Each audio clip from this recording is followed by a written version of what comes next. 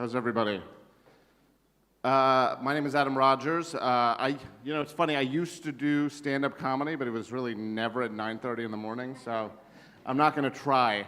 What I am going to do today is talk to you a little bit about how we're evolving data science to really go beyond what I think we normally think of data science as measurement and a way to really sort of gut check what we're doing, but in ways for traditional businesses to sort of change the way they go to market, the way they do business, and really connect to their brand promise, how we can use data science to connect to the brand promise. So starting from the highest level, right, unless you're like an Uber or Facebook, Amazon, sort of more traditional businesses, the question is sort of like, what good is the data really, right? We start with measurement, right? And I think that's what a lot of us in this room do. Measurement is great. It's a great way for us to see how well we've gone to market, to change some of our tactics, to change the way we, think about how we run businesses. But is there a way where we can actually take data science and change operations to really fit a brand promise, to really fit what a company is all about, and not just be sort of that last piece of the puzzle? So what I want to show you is a case study. It's from an insurance company, and we went in there to do what we thought was basically a basic churn model. We were asked to essentially do some scoring on their customers to say, which of my clients, it's a B2B insurance company, which of my clients are most likely to leave, where should I put a little bit more focus? And so that's what they brought us in to do. But when we went in to do our discovery, like any good consultancy, we do discovery, we ask the questions, what's important to you, where's the data, whatever. When we did that, we talked to the CEO, and he said, well, yeah, I need a churn score, but what I really want to do with this business is turn ourselves from an insurance business where basically we're managing risk to a business where we are client-centric. We're a client service company. We think we have a better future as a client service company. So we took those two disparate ideas, right, and we said, okay, they need a churn score, but they also want to be a client-centric company. And so here's where the sort of data science starts to come in. We start to see maybe we can use data science in a different way. We looked at essentially all of the touch points within the customer journey, right? These are three different silos. You have your CRM, you're connecting around, sales, leads, things like that. There's lead scoring that they do. We looked at all the deliberation activities, the loan application, maybe the, request for information, and then all the way to the claims. And we realized that every journey that each of these clients take is very different. And not only is it very different, there's a sequential element to it that makes a big difference in terms of how they experience the brand, how they experience the company. And so we took that and we said, okay, we need to build a model around this, right? But is there a way that we can bridge, this understanding of a very different journey with their goals of changing into a client-focused company? And that's where I think, we did what we like to do most, which is try to be innovative.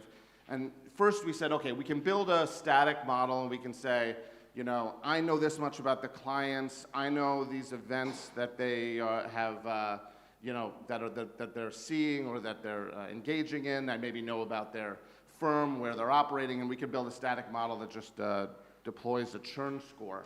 But we also really figured out, as you saw on that journey, that the order of everything makes such a huge difference.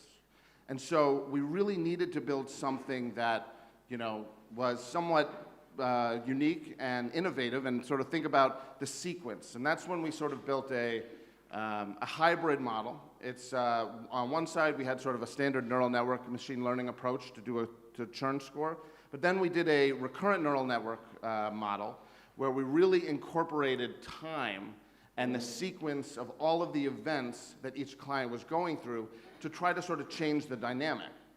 And what that does is it gives us, for every single client that this company has, for every single client, we can really score them in real time, right? And this is a custom thing. This is not a product. I'm not selling this to you guys, but this is just sort of the approach.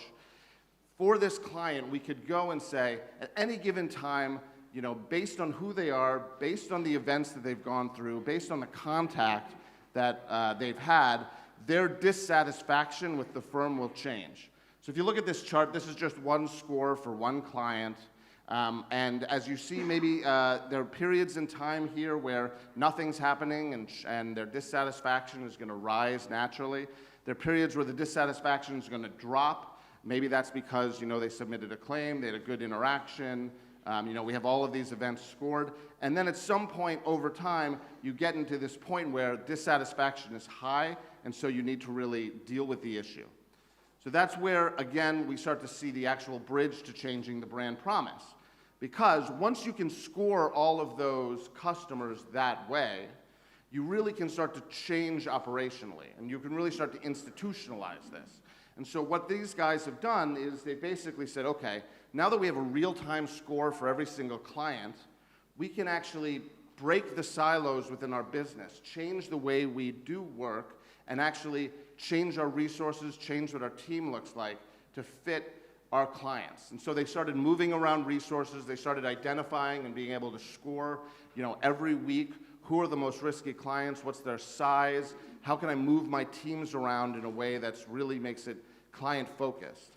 And so instead of just a score, what really we were able to do is sort of say, okay, their promise, the brand promise they really want is to be able to be client-centric. And if they know at any given time, at any point in time, based on this modeling technique, how risky the client is, they can go from data to understanding, you know, through the sort of creative approach, through an adoptive framework of being able to actually incorporate data science into their daily routine, and go all the way to that brand promise. And so we're using data science here to sort of change exactly what they want to do, and you know, go a little bit more than measurement. Thank you.